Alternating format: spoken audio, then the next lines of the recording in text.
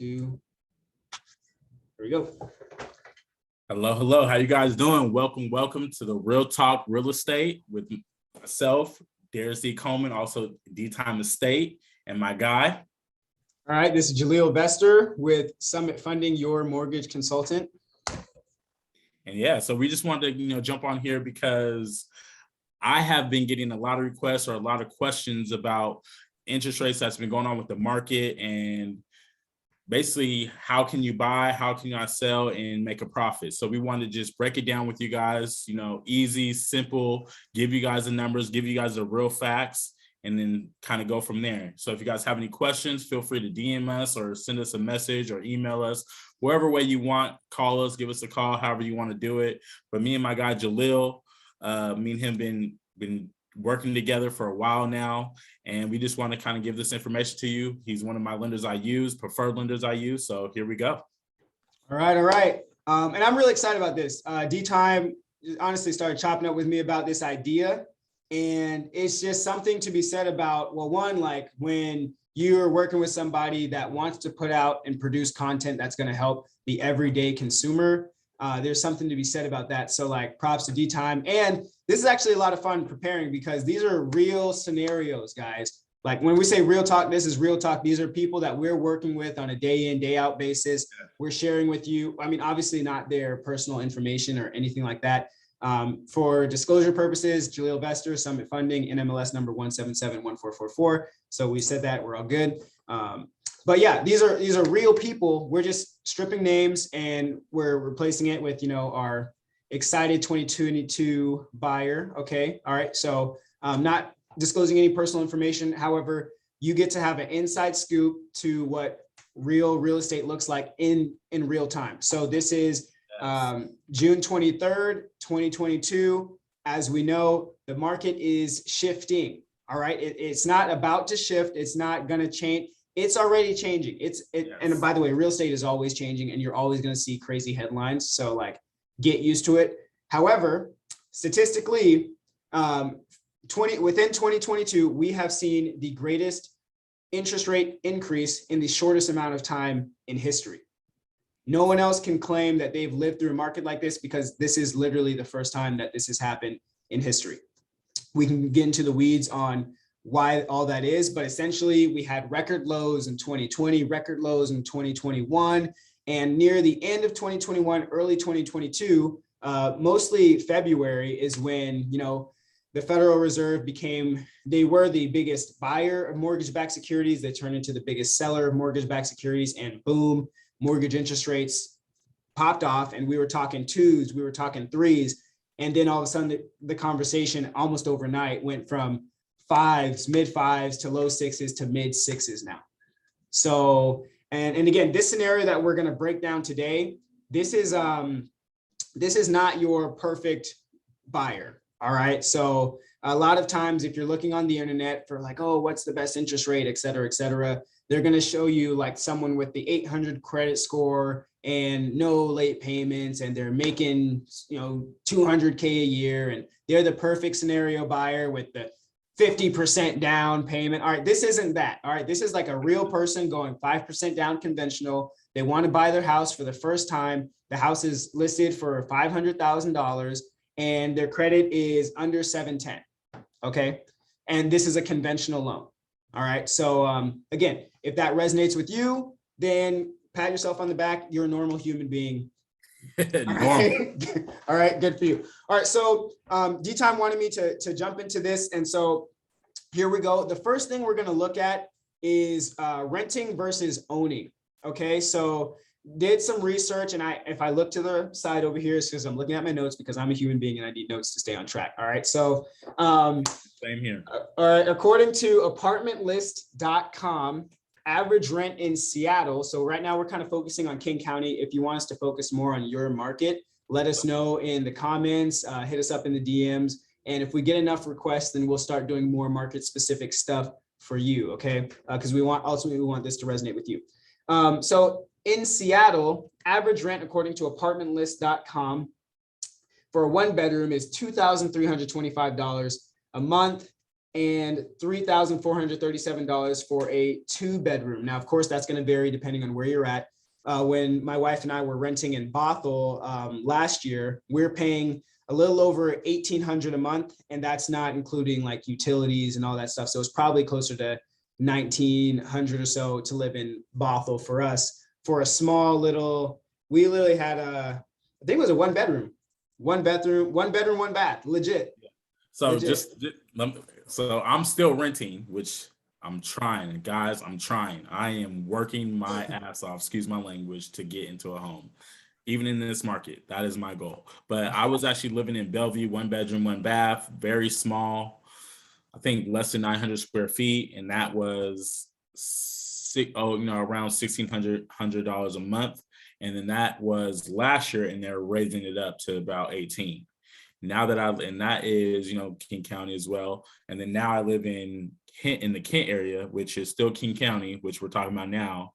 And I'm in a 2-bedroom, 1-bath, a little bit more space, which is obviously better, but I'm at 2,000, 2,100, 2,100, somewhere around that area. So I just let you know that, prices are going up, and prices are going to probably continue to go up on the rent side. So just be aware of that and kind of where your area is. But yeah, rent is high. It's popping off. And according to apartmentlist.com, it is increased by, where's that statistic? 22.48% in 2022. And actually, D-Time, we were talking pre-show, and you had what's going on there?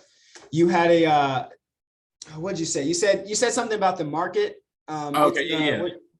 So basically, the market, obviously, like Jahleel said earlier, the market is shifting. We are in a shift. We are in a recession, whatever you want to call it, bear market. If you're into stocks, we are all in all of that. Like you said, we've never been in this type of, this fast of pace of a shift, but we are. So some will still say it's a seller's market, but it's slowing down. And some will say we're typically going into a buyer's market, which it's all true, depending on how you look at the stats and the market in the report. But I also think we're in a landlord market, which means kind of what we just talked about, how rent prices are skyrocketing up, and landlords are able to kind of do what they want. They have, the power, I guess, the ball's in their courts, where they can move rent to where they want because of the inflation, because of the interest rates, because of what's going on in the market. They're able to set a price to where you either are in it or you're not. And, obviously all of us have to have a place to live. So I call it a landlord market, just because we're in this kind of a mid shift, and it's still shifting, and inventory is still low. So I call it a landlord's market. I thought that was brilliant. I hadn't heard it like that before, but honestly, it rings so true. The landlords, like, it's more expensive to buy. There's less competition. So if you are a buyer and you can't afford that payment in this market, then it's an easier, better experience. The seller's actually willing to work with you because they don't have so many multiple offer situations. D-Time will tell us more about like what that's looking like, but it's like, so the landlords are really having their heyday at this point. Like, if there was a meter of who has leverage 2021, 2022, or 2020, 2021, the sellers had the leverage. And now it's starting to shift kind of towards buyers, but buyers are still trying to qualify. But whoever has the leverage right now is the landlord, because they know it's like harder to get approved for as much as you want, but you still need to live somewhere. So that 22.48% makes a lot of sense increase in rent. And another side comment, the interest rate, if you're ever worried about your interest rate and you're trying to get into a mortgage, the interest rate when you're renting is 100%, because you have no equity, my friend, but you're helping someone else. So like, your landlord should be writing you thank you cards every month that you pay rent. All right, so let's keep it rocking. Okay, so renting versus owning. So what you can see here, all right, is a $500,000 purchase. We're looking at two different scenarios. We're going to get into that here pretty soon. And sorry, I thought I put my phone on mute here. Okay, so if we're renting for $2,000 a month, and let's just look at I mean, both of these scenarios here, the points versus no points, and we're going to get into what that means and all that good stuff. So obviously you can see that this buyer is going to be going into going to be paying around $1,314.06 more per month with at the highest point. So if you're looking at this, the no points versus the rent, it's going to be more expensive for them where they're renting now as compared to like the mortgage and all that stuff that they're going to be paying. Well, we're actually a little bit more than that. This $2,000 and then the $3,733 a month. Now, what's going to happen in the next 5 years or the next 60 months? Okay, so we have this rent versus principal paid. This middle section here, where my mouse is. Okay, so in this rent versus principal paid section, in the next 5 years, all right, this person will have paid $187,504.93. Like a lot of money. Let that sink in. Almost 200K in the next 5 years in rent alone. Like, imagine, if that was going towards your own principal, right? So, and this is comparing the principal that would be paid in these both scenarios. At the no points investment, this person would have put away $29,714 in principal alone, and we're not even calculating for the increase in value that home would see in the next 5 years. So we'll get into that kind of stuff when we're talking about how to build equity in your home and all that good stuff. But essentially know this, you're paying almost 200K in rent if you continue to choose to rent.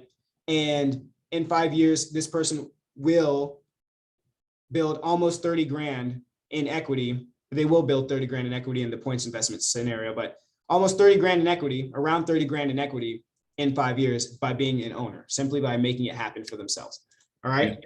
Just to add on to that, Jahleel, that's just rent in itself. That's not your energy bill. That's not your Xfinity bill. That's not your water bill. So that rent, that 200K almost is going to be exceed that just off of everything else that you need to live, right? You need groceries, you need all that good stuff too. So just be aware of that as well. This is just rent, and it's already paying, like he said, within 5 years, which obviously could make sense, but I'm guessing it's not. Big point. I mean, I didn't even think about that. Your Xfinity, all the other things, the cost to live, Applebee's on a Friday night because you don't want to cook dinner. You know what I'm saying? Like, we're not even adding all that. This is just the cost of living. All right. This is literally the cost of living. And when we're looking at, yes, we are in the real estate world. However, if we're not paying attention to all the facets of your expenses and we're not giving you education on all the facets of your like where you're spending your money, where you're spending your time, we can get into that later. Okay. Then we're not serving you at the highest capacity, because all of those things add up to achieving your home ownership goal. And once your first home is achieved, like the next ones get easier because now you're desensitized to the process. You understand what it takes, and that's going to, put you on your way to building generational wealth for your family and posterity. So rent versus interest paid in 15 years. So we're going to get to this in a second, but I just kind of want to put a note to, if you paid almost 200K in 5 years, almost about 2.1 million in rent in 15 years. It's almost hard to like conceptualize, you know what I'm saying? That's a really big number. But literally, if you add that 2,000, multiply it by 12, then multiply it by 15, it's kind of insane. Like, to think about, like, okay, well, what am I spending in the next 15 years of my life? Like, actually, I heard this quote. It said, it's like, imagine if we spend so many hours on Netflix. You spend an hour, 8 hours on Netflix, just on a weekend, taking down show after show, binge watching. That's a thing in our generation, binge watching. But how many hours do we spend thinking about our future? That's a good question. How many hours? You know what I'm saying? It's just kind of crazy. Like, we're about 15 minutes into our deal here, and we're just looking at rent. We haven't even gone through the other notes yet. All right, but let's get into that. So we've got a lot of numbers here. and we want to know, okay, all right, Jahleel, this guy is paying 500,000. He's going 5% down, which is $25,000 down payment. And then of course he has to cover his closing costs as well. And so the deal is going to cost him a little bit more than 25,000. But right now, what we're going to be concerned with, what we're going to learn today is what is points and what is no points. I'm bringing up points today because in this interest rate environment where rates are higher, I incentivize all of my clients to invest in points so that they can lower their interest rate and ultimately lower their monthly payment and lower the amount of interest they'll pay over time. When the market corrects itself, then we'll look at doing a refinance to create more savings. Okay. So this guy, again, it's a conventional loan, sub 720 credit score. So because now conventional can be a little finicky. All right. Think of a conventional loan as I don't know, like the old school banker that like, okay, if you have the best credit and big down payment, then we're going to treat you really well. And if you don't, then, we're going to treat you all right, but we're not going to give you the best terms. All right. So think like mentally, like if the conventional loan were to have a character, like think of like the super old school banker where you've got to have everything all right, get straight A's and you'll be rewarded. If I see a few C's on your report card, then, you're not going to get the best service out of me. All right. Then think of the FHA loan as Mother Teresa. All right. So Mother Teresa is forgiving. Okay. Mother Teresa is forgiving. And that's she's like, you know what? Like, hey, come on. We want all of you to get into home ownership. And so screw your medical collections and poor credit. Don't worry about it. I got you. All right. Now it's going to be a little bit more expensive to work with me because, this charity isn't going to pay for itself. And we're going to find a way to finance this charity so more people can be served. However, we're going to be more forgiving. So that's exactly what FHA loan is. It's more forgiving. The same borrower, when I ran them through FHA, where it was actually able to get a lower rate, closer to 5.75, same credit, same everything, rather than the 6. But for other reasons like private mortgage insurance and other fees that you'd pay with the FHA, they chose to stick with the conventional loan. And that's probably another episode for another day, FHA versus conventional. We can do that. But again, we were talking about points versus no points. So what is a point? All right. So if you're ever talking to a borrower or a banker and they say, okay, well, the rate is 6 6/8, 6.625 at no points, but 6 1/4 at 1 point, you're like, okay, well, what the heck does that mean? So a point is 1% of the mortgage amount. All right. So it's not going to be 1% of 500,000. It's going to be 1% of 475,000. Okay. Because that's your mortgage amount. All right. That is why the point cost $4,750. I'm trying to find where that is. Let's go to the more info section, closing costs. And then you're going to see points right there. It's 1% of the mortgage amount, which is $4,750. Okay. So if they say 1 point, no, it's 1%. If it's 2 points, it's 2%. If it's 1.5 points, then it's 1.5% of the overall mortgage amount. So that's why that 475,000 is the loan amount. 4,750 is 1 point of the loan amount. Okay. So that's a point. Now, a good definition. Thank you, US Bank. So shout out to them. I'm with Summit Funding, but Google is undefeated and they had a really good definition of a point. So I'm gonna share it with you. Mortgage points are essentially a form of prepaid interest. You can choose to pay upfront in exchange for a lower interest rate and monthly payments, a practice known as buying down your interest rate. In some cases, a lender will offer you the option to pay points along with your closing costs. All right, so source that from US Bank, shout out to them. And that's essentially what you're doing. You're buying down the rate. So then the question becomes, how do I know that this buy down, this investment in my interest rate is a good investment? How can we measure that? Should we pay $10,000 in points to get a 5.5%? Or I mean, it'd be more like 20,000 to get 5.5% if you're trying to really buy it down with this guy's credit score. So like how much is enough? You know, like should we pay $30,000 in points, which I don't think that compliance would allow you to do something like that. Honestly, just with Truth in Lending Act and all that stuff. So the question is, all right, well, when's enough? Like, how do I know, how can I make sure I'm making the best decision for myself and my family? So I'm going to help you out. This is going to be, it's called the break even point. All right. It's the break even point. So what we're going to do is, and you can probably do this, like take a piece of paper out, get a pen, and then follow along with me as we calculate the break even point on this scenario. So first, in order to establish a break even point, we have to know what the monthly payment is without paying points, and then what the monthly payment is with paying points. All right. So we have to know the difference to be able to figure out where your savings are going to come. So the monthly payment without paying points is $3,733.15. And let me make sure, because I might have been looking over here at the right-hand column when I calculated this in my notes. So let me just go ahead and, or maybe we'll actually do it together for real then. $3,733.15. And we're gonna subtract 3,616.33 cents.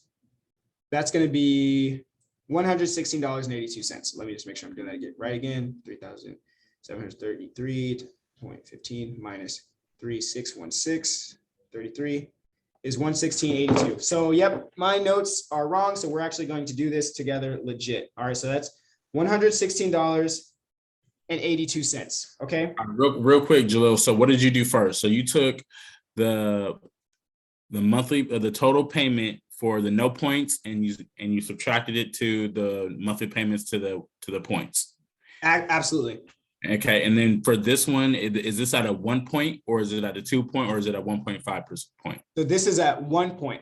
Okay, cool. And all we know that because, yeah, perfect. So we got 1 point here, $4,750. So it's at 1 point to get to this lower rate of from 6.625 to 6.25. Gotcha. So the difference there is $116,082. So now after we know like that savings there, that $116, now we're going to divide the cost of the points. How much does it cost us to get that benefit of the lower rate? It costs us $4,750 upfront. That's being added to your closing cost. That's why you can see here the cash to close for scenario number 1 is $33,215.91. The cash to close for scenario number 2, the points investment, is $37,872.70. Okay, so it cost you more upfront to get this benefit. All right, so 4,750 divided by 116.82. So 4,750 divided by 116.82.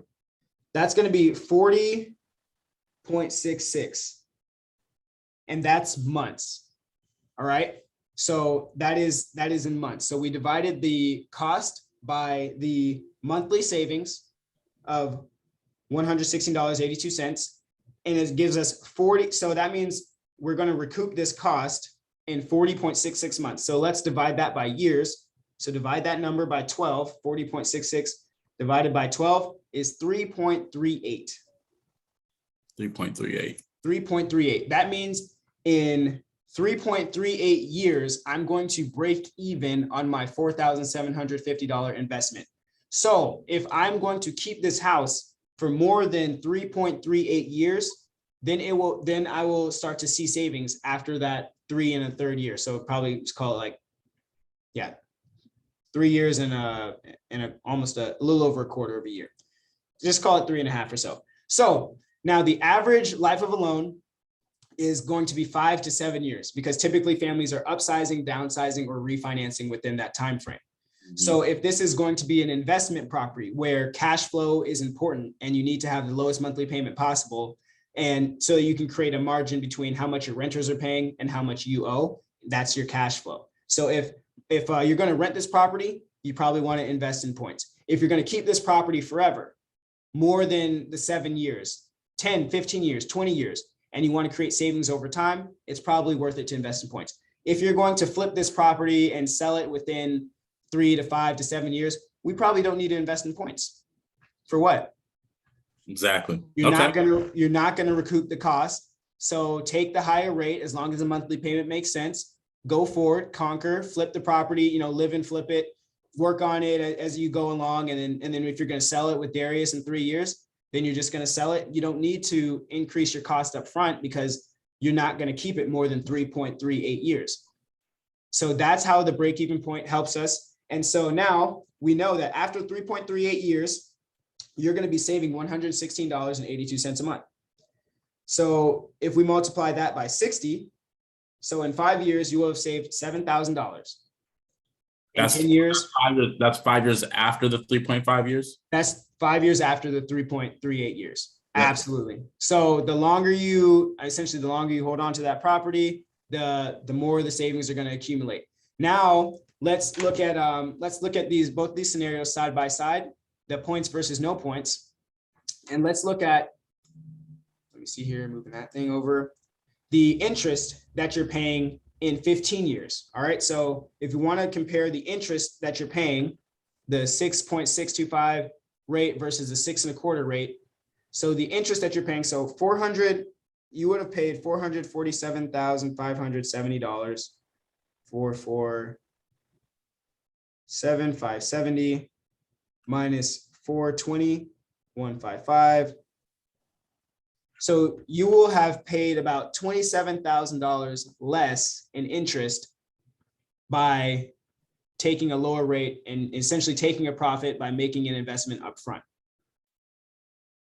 All right. So does it make sense for this person to do the buy down? Absolutely. Did they choose to do the buy down after they went under contract? Absolutely. Why? Because the numbers made sense, because we explained break even point and we were able to see about 27K in savings after 15 years in their interest rate. Now, here's the cool thing.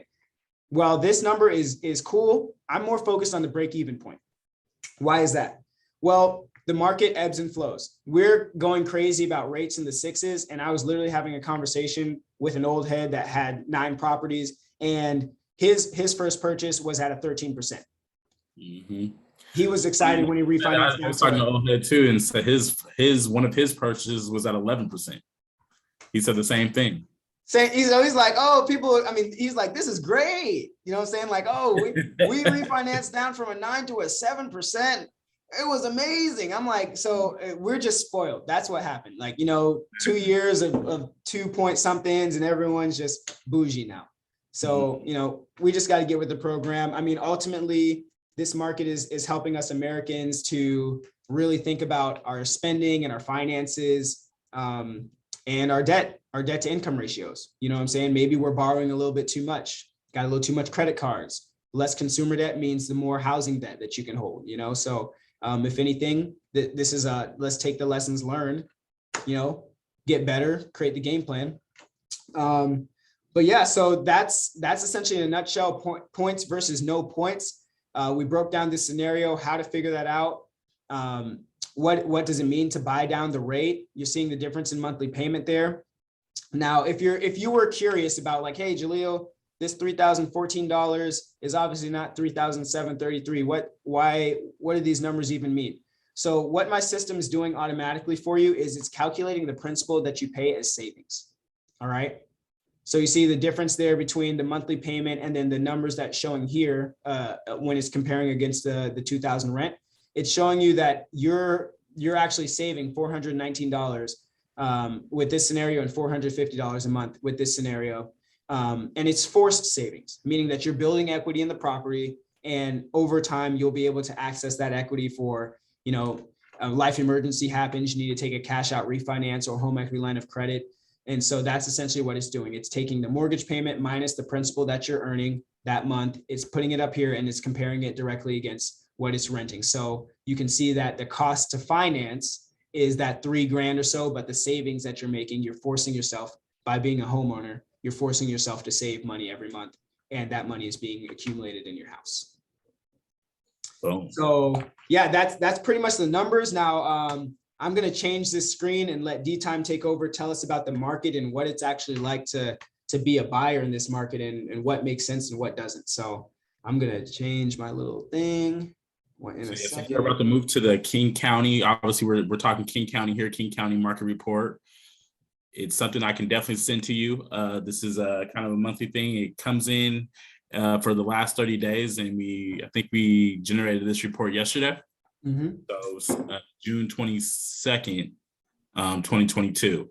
So as you can see at the top here, homes for sale in the last 30 days was 7,733, 11% or 11.9% increase, which is a lot of homes in the King County market. This is basically all the way from Bellevue, Seattle, all the way down to Kent, a little bit of Auburn and Federal Way, if you guys know the area. So it's coming, bringing it down through Renton. It's coming to Newcastle, Renton, Tukwila, Kent, Auburn. So all those cities right there, Seattle, Bellevue, and all that.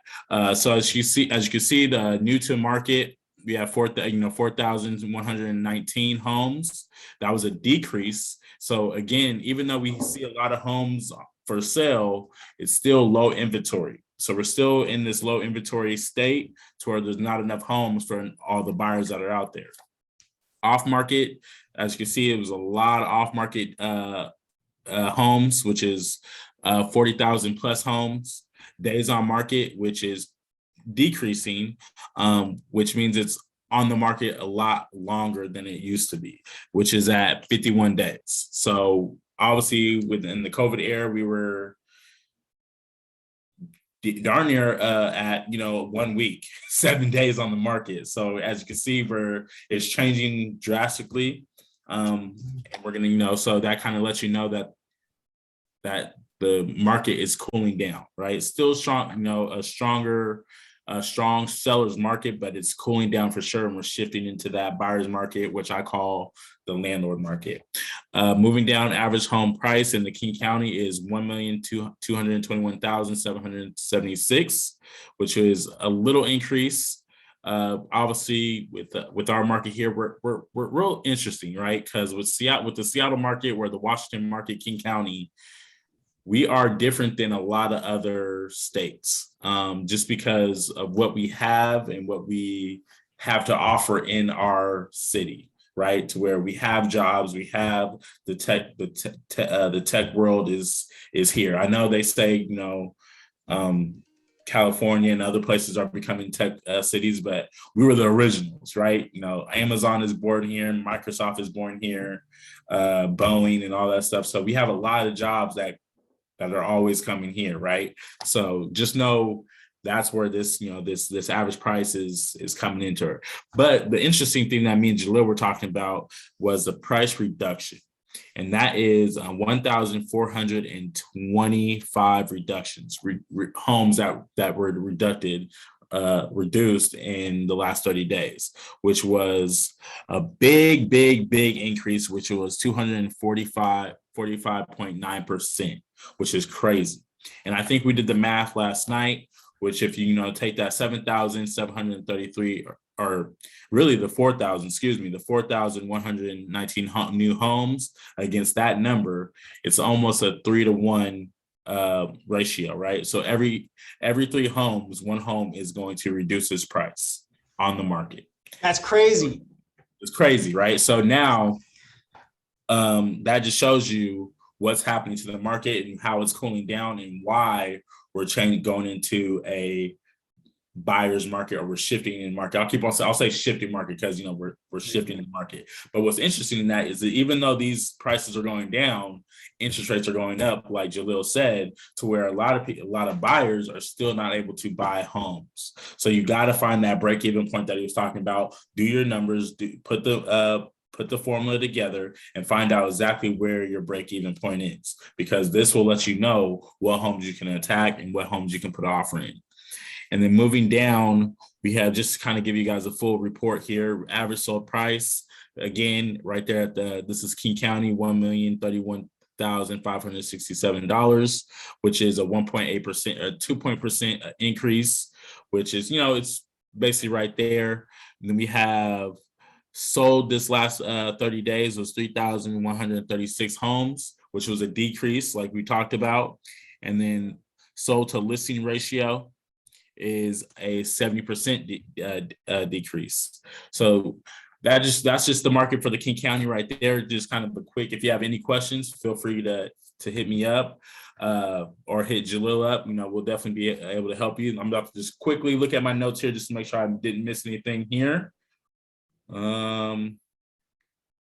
Oh yeah, so basically, like I said, to avoid that buyer FOMO, fear of missing out or panicking buying, like we did, like the Jahleel showed that calculator, he can definitely offer that to you. It's an app, it's a website that you can go to and crunch those numbers in and kind of figure out exactly what you want to do. But the main thing is to stick to your budget and stick to your break-even point price. Because once you do that, you will be good to go. And if you're waiting for the market to interest rates to go down, you'll be waiting a long time because no one knows when that's going to happen. The market's always moving, but it's always a good time to buy if the price is right. So if the break-even point is right, and the money's right, it's a good time to buy. So don't always look into the interest rates and that, because once you lock in and it makes sense, correct me if I'm wrong, Jahleel, you'll be in a 30-year fix where it will not move regardless of what the market is doing if you're already locked in. And then eventually, if you're staying in it within 3 years plus, like he says, 5 to 10 years, you'll be able to refinance and bring that interest rate down when it does go down, right? And then equity coming into play and all that good stuff. So just be aware of that. Do not panic, do not get fearful, do not shut it fully down. I understand if if interest rates are too high for you, then wait a little bit, save your money some more, but always keep on looking because the market is the market and it's always a good time to buy. Investing in home is always a good investment. 100%. Honestly, the crazy thing is we've had the blessing of being in real estate and talked to a lot of people that have bought and built portfolios, talked to a lot of people that have sold. And every time I've talked to someone that's sold, ironically, they're like, oh, this piece of property that I bought like X amount, in 2000, it's worth 1 point something today. And gosh darn it. You know what I'm saying? So people sell for all kind of different reasons. And you're ultimately like solving a big problem usually when you're selling a home so that you can either move to the next one or move up into a bigger one, et cetera, et cetera. But real estate goes up over time. Guess why? Because they're not creating anymore. And us human beings need somewhere to live. All right. It's the foundation. Now, if you're talking like, oh, well, yeah, Jahleel, D-Time, rates are too high and this is just ridiculous and there's no way I can do it. You know what? That's fine. It's understandable. Not everyone in this market is going to qualify for the home they want. That's totally acceptable. All right. We either going to create a pre-approval or we're going to create a game plan for you to get pre-approved. All right. Those are the two things we do. That's what I tell all of my clients. You're either going to get a pre-approval or you're going to get a game plan. Sometimes that game plan requires, all right, we need to focus up, pay off some debt and create a savings. All right. Right now, we just need to shift some financial habits. All right. We do that. We're consistent for 6 months. I'll check in every few months. We talk and then boom, once you've established everything you needed to do and you're ready to buy.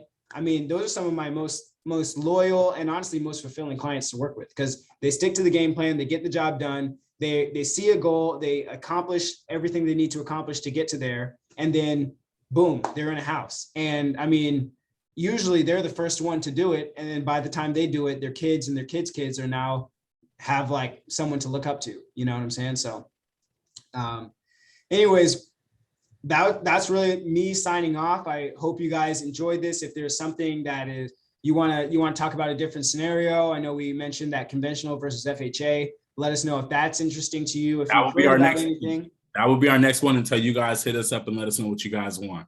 We'll continue with the generic, simple scenarios, and then we'll continue using King County, which is obviously, the big county that we have out here in the Washington State market. And we will keep on giving you guys these stats. So every 30 days, you'll see the last 30 days of home sales, average home price, the reductions, and the average sold average sold home and all that good stuff. So continue to tap in with us. Let us know if you have any questions. And, welcome to this is the first episode of Real Talk Real Estate. Hope you guys enjoyed it. Hope you guys like the stats and we're able to get something out of it. And we'll see you guys next time. All right. Welcome to the show. Here we go. And stop, man. All right. Oh, yes.